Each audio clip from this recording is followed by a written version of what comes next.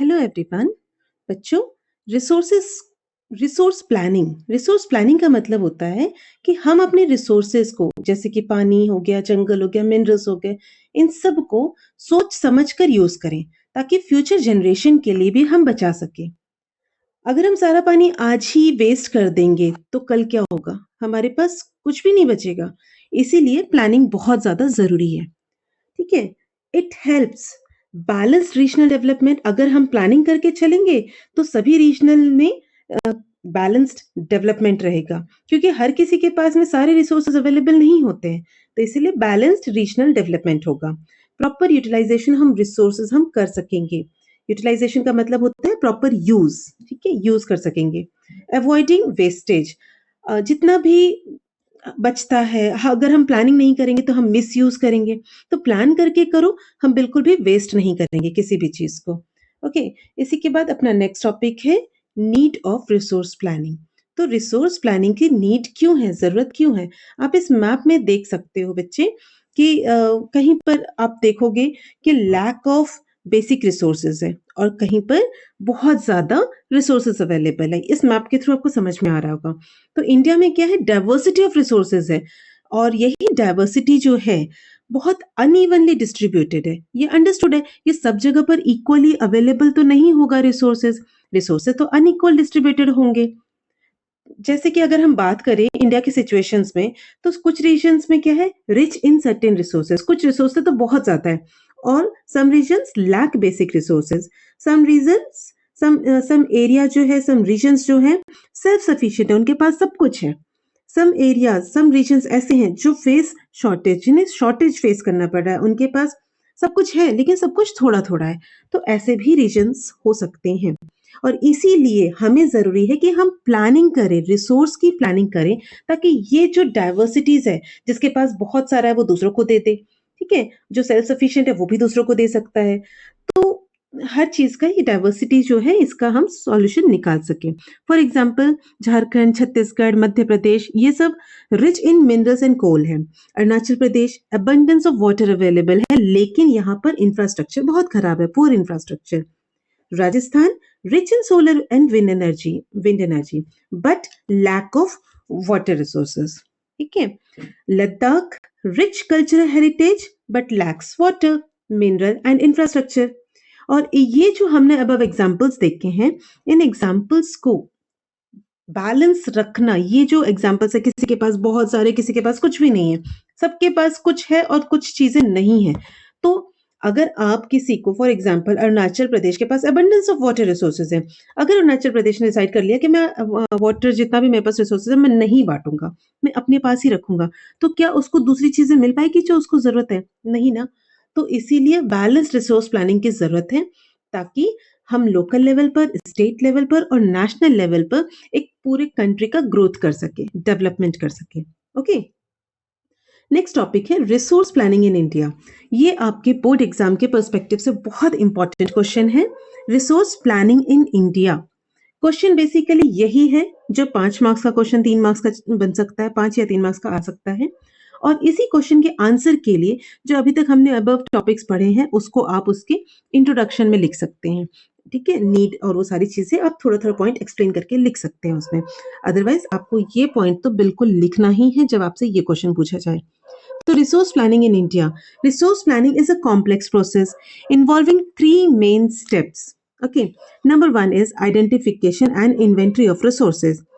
Uh, जैसे एक छोटा सा एग्जांपल मैं आपको देना चाहूंगी। आप सबके घर में सपोज आपकी मम्मी या आपके पापा जो भी कुकिंग करते हैं, वो कुकिंग कर रहे हैं। उस टाइम पर उनको रियलाइज होता है कि मेरे किचन में ये सामान तो नहीं है।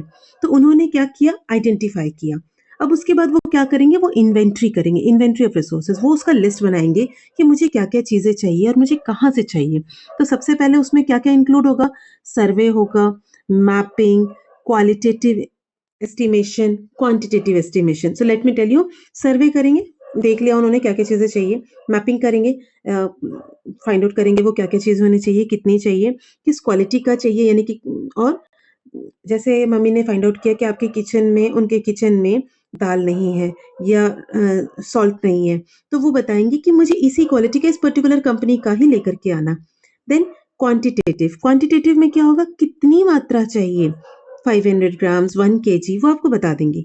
तो ये एक एग्जांपल है जो हम सेट करते हैं अपने रिसोर्सेज के लिए। हमें जब रिसोर्सेज का आइडेंटिफिकेशन करना है, इन्वेंटरी करना है, तो हम सबसे पहले सर्वे करेंगे कि कहाँ से मिल सकेगा, मैपिंग करेंगे, उसका ग्राफ बनाएंगे, ठीक है, कहाँ से कितनी मात्रा में मिल रहा है इसका हम मैपिंग करेंगे। देन क्वालिटी, किस क्वालिटी का मिल रहा है, और क्वांटिटेटिव किस कैसी क्वांटिटी में मिल रहा है। एम इसका क्या है, ये क्यों किया जा रहा है, know what resources exist and where. Okay, next is okay चाहिए कि क्या क्या रिसोर्सेज है वो हमने आइडेंटिफिकेशन एंड इन्वेंटरी से कर लिया, ठीक है। नेक्स्ट है इवॉल्विंग प्लानिंग स्ट्रक्चर। ये कहता है कि अब हमें डिसाइड करना है कि इन्हें कैसे यूज करना है, कैसे एक्सट्रैक्ट करना है, कैसे क्या प्रोसेस रहेगा इसका, ठीक है। तो इसका स्टेप होगा यूज ऑफ एप्रोप्रिएट टेक्नोलॉजी। हमें कैसी टेक्नोलॉजी यूज करनी है, स्किल्ड ह्यूमन रिसोर्सेज कौन से रहेंगे, और इंस्टीट्यूशनल सपोर्ट की जरूरत पड़ेगी। बिना इंस्टीट्यूशनल सपोर्ट के, बिना इंस्टीट्यूशनल सेटअप के और बिना टेक्नोलॉजी के एक लेबर भी कुछ नहीं कर सकता। तो एक स्किल्ड ह्यूमन रिसोर्सेज चाहिए। ये तीनों चीजें हमें मिल जाएगी तो हमने जो रिसोर्सेज आइडेंटिफाई किया था हम उसको फाइंड आउट कर पाएंगे। Plans are prepared for resource development. जो भी हमारे प्लान्स रहेंगे वो एक रिसोर्स डेवलपमेंट की तरफ होना चाहिए। ऐसा नहीं कि हम कुछ भी डिस्ट्रक्शन का काम करें, ठीक है। And the third one is matching with the national development plans. हमने जो भी ये फर्स्ट एंड सेकंड स्टेप किया है ये हमारे नेशनल डेवलपमेंट प्लान से लिंक होना चाहिए। हम रिसोर्स डेवलपमेंट की बातें कर रहे हैं, रिसोर्स प्लानिंग की बात कर रहे हैं, तो रिसोर्स डेवलपमेंट प्लान जो है ये हमारे नेशनल डेवलपमेंटल गोल से मैच होना चाहिए।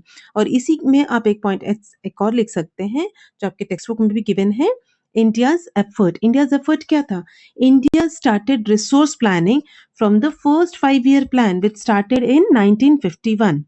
ओके, आई थिंक आप लोग को ये क्वेश्चन अच्छे से समझ में आ गया होगा और इसके तीनों पॉइंट्स को याद कर लेना। फिर से बता रही हूँ, आइडेंटिफिकेशन एंड इन्वेंट्री जिसमें कि आप आइडेंटिफाई करते हैं, लिस्ट बनाते हैं। इवॉल्विंग प्लानिंग स्ट्रक्चर, जो आपने लिस्ट बनाया, आइडेंटिफाई किया, अब उसको आप इवॉल्व करेंगे, उसको आप कैसे लेंगे, कैसे यूज करेंगे वो आप देखेंगे। एंड देन ये सारी चीजें हमारे पूरे कंट्री के डेवलपमेंट के अकॉर्डिंग होना चाहिए। ओके, देन नेक्स्ट है resource and development relationship. Resource and development relationship के लिए हमें ये पता होना चाहिए कि जिस तरह से हम बात कर रहे हैं रिसोर्सेज की कि कहीं बहुत सारे रिसोर्सेज हैं, लेकिन जहां पर बहुत सारे रिसोर्सेज है अगर वो पर्टिकुलर एरिया डेवलप ही नहीं हुआ है, वहाँ टेक्नोलॉजी नहीं है, वहाँ कोई इंस्टीट्यूशनल सेटअप नहीं है, वहाँ स्किल्ड पीपल नहीं है, स्किल्ड ह्यूमन रिसोर्स नहीं है, तो वो डेवलप्ड वो वहाँ पर रिसोर्सेज नहीं होने से मतलब कितना भी रिसोर्सेज हो जाए कोई फायदा नहीं है। तो availability of resources and development दोनों ही साइमल्टेनियसली साथ काम करते हैं। रिसोर्सेज है और टेक्नोलॉजी नहीं है, इंस्टीट्यूशन नहीं है, स्किल्ड ह्यूमन नहीं है, तो रिसोर्सेज अकेले कुछ नहीं कर सकता। डेवलपमेंट, लोग बहुत ज़्यादा टेक्नोलॉजी यूज़ कर रहे हैं, ठीक है, इंस्टीट्यूशनल सेटअप्स बहुत अच्छा है, स्किल्ड ह्यूमन रिसोर्सेज है यानी कि स्किल्ड लेबर है, लेकिन रिसोर्सेज है ही नहीं, तो भी कुछ नहीं हो सकता। ओके, तो इसके लिए आपको क्या करना पड़ेगा, आपके पास दोनों चीजें रिसोर्सेज एंड डेवलपमेंट एक दूसरे पर डिपेंडेंट होते हैं, ठीक है। इसकी इंपॉर्टेंस को समझना पड़ेगा। सम रीजन्स आर, जैसे अब हम देखेंगे इसमें इंपॉर्टेंट आइडियाज क्या था। सम रीजन्स आर रिसोर्स रिच, कुछ के पास तो बहुत ज्यादा रिसोर्सेज है लेकिन वो इकोनॉमिकली बैकवर्ड है। Okay, another regions are resources poor but economically developed है। देन एग्जाम्पल्स में देखेंगे, रिसोर्स रिच बट बैकवर्ड कौन कौन से हैं, Jharkhand and Orissa. Resource poor but developed कौन सा है, Japan. Technology and human development matters more than resource alone. Technology and human development बहुत ज्यादा जरूरी है, more than human more than resources alone. अगर आप रिसोर्सेज अकेले बात करते हो रिसोर्सेज की, तो रिसोर्सेज अकेले कुछ नहीं कर सकता। Resources alone are not at all enough, it needs the help in the support of the human development and the technology. Clear? Next is role of colonization. Okay बच्चे, रोल ऑफ कोलोनाइजेशन ये कहता है सबसे पहली चीज है colonisation. Colonisation की जब हम बात करें तो जब हम बात करें कोई करीब है अगर तो क्या उसके घर पे चोरी होगी? नहीं होगी। कोई बहुत अमीर है उसी के घर पर चोरी होगी ना, चाहे कितनी भी सिक्योरिटी लगा लो लेकिन चोरी तो वही होगी जो थोड़ा रिच है। तो मैं कहना ये चाहती हूँ बच्चे कि हिस्ट्री ने ये हिस्ट्री इतिहास गवाह है कि एक्सप्लॉइटेशन उसी का होता है, उसी कॉलोनीज का, उसी कंट्रीज का एक्सप्लॉइटेशन होता है जो रिसोर्स रिच होते हैं। इंडिया को पहले सोने की चिड़िया कहा जाता रहा है, ठीक है? अब उस सोने की चिड़िया यानी कि यहाँ पर बहुत ज़्यादा अवेलेबिलिटी ऑफ रिसोर्सेज रहे हैं, तभी तो एक्सप्लॉइट करने के लिए कोलोनाइजिंग कंट्रीज आई, ठीक है? Advance technology helped them control resources. अब रिसोर्सेज हैं and they have full of advanced technology. They have the knowledge of full of advanced technology. Then only it was possible for them to control the resources whichever available in the particular colony. Okay. अब इससे हमने क्या सीखा कि resources contribute to develop only when supported by. Resources तभी valuable है, resources तभी कुछ काम के हैं जब वहां पर टेक्नोलॉजी है, ठीक है? जब वहां पर टेक्नोलॉजी है, इंस्टीट्यूशनल स्किल्ड लेबर है। ये अगेन ये पॉइंट भी हमें बताता है रिसोर्सेज एंड डेवलपमेंट एक दूसरे से इंटरलिंक है और यही कहता है कि कॉलोनाइजेशन का कारण बनता है जहां पर रिसोर्सेज होते हैं, ठीक है? जहां पर रिसोर्सेज होते हैं। Clear children? चलो नेक्स्ट टॉपिक पर आते हैं हम। Conservation of resources. Conservation of resources क्यों जरूरी है? कंजर्वेशन ऑफ रिसोर्सेज मींस सबसे पहली चीज इसका मतलब क्या है? कंजर्वेशन ऑफ रिसोर्सेज मतलब होता है careful and sustainable use of resources, ठीक है? इसको बचाकर रखना। कैसे बचाएंगे? जब हम उसका केयरफुली एंड सस्टेनेबल तरीके से यूज करें। सस्टेनेबल कैसा होता है? यूज करो, fulfil your present need but without compromising the need of the future generation. Otherwise, you will be like this only.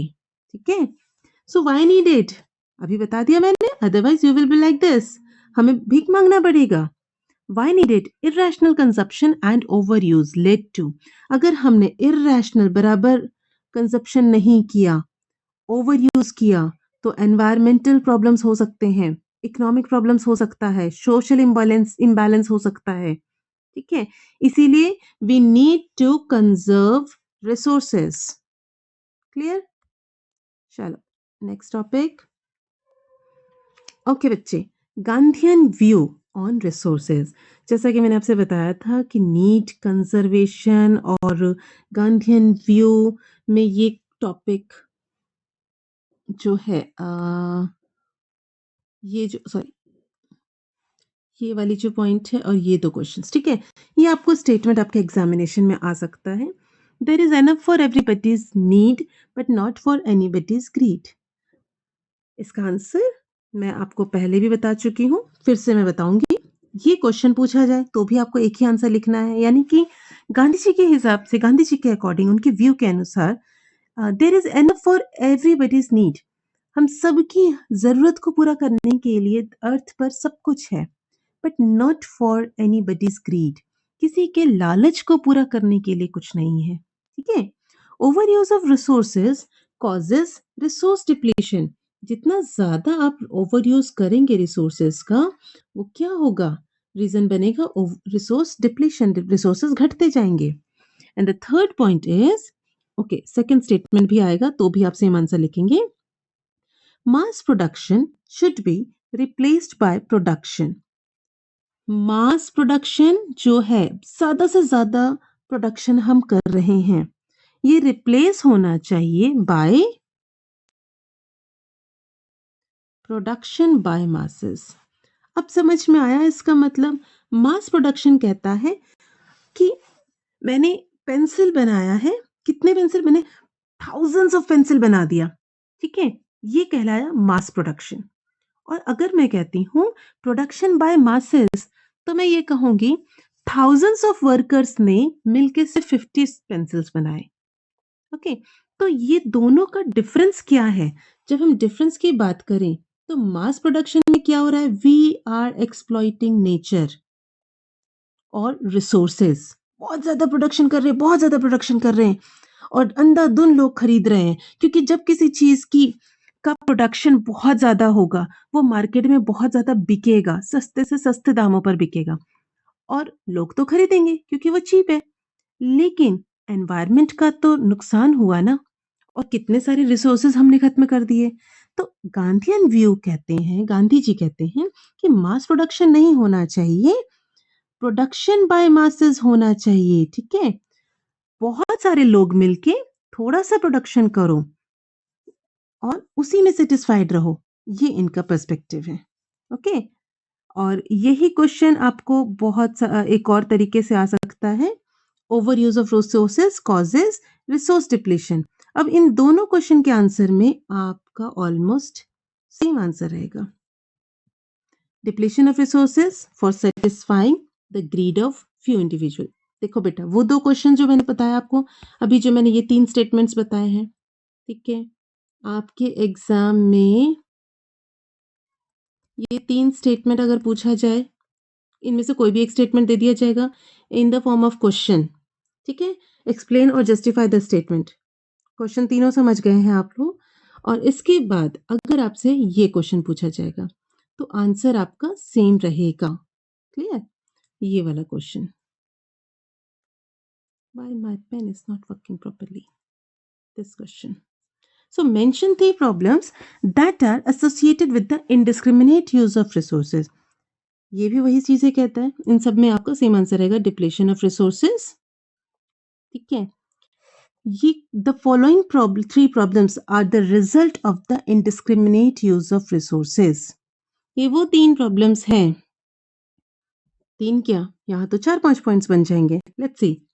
Depletion of resources, ठीक है, indiscriminate of use of resources होने से resources जो है सब जगह पर इक्वली डिस्ट्रीब्यूट नहीं है, इसीलिए क्या हो रहा है? डिप्लीशन ऑफ रिसोर्सेज हो रहा है। For satisfying the greed of individual. Another main point is fulfilling the greed of individual only. ठीक है, accumulation of resources in few hands. कुछ ही hands में resources available हो रहे हैं, जिस वजह से society divided into two segments, rich and poor. Okay.